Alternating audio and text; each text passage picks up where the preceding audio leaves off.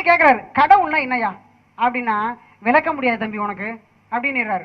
அப்போ ஏன் விளக்க முடியாது? அப்பனா நீ என்ன பண்ண, நீ ஒரு ஞானி இல்ல அப்படின்னுறாரு.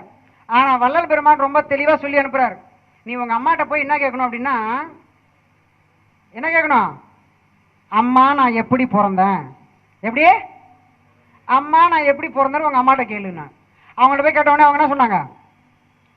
நானும் அப்பாவும் அன்பு கொண்டதுனால நேசத்தால நீ பிறந்த அப்படின்னாங்க.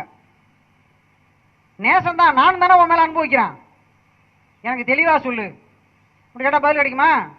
சவுக்கு தான் அடி கிடைக்கும் இல்ல. அப்போ ரொம்ப தெளிவா வள்ளல் பெருமான் சொல்றாரு பாருங்க, தானும், நல்லா புரிஞ்சுங்க, தலைவனும் தலைவியும், யாரு? தலைவனும் தலைவியும் கூடிய இன்பத்தை, புரியுதா உங்களுக்கு? தலைவனும் தலைவியும் கூடிய இன்பத்தை மகளுக்கு எடுத்துரைத்தார்.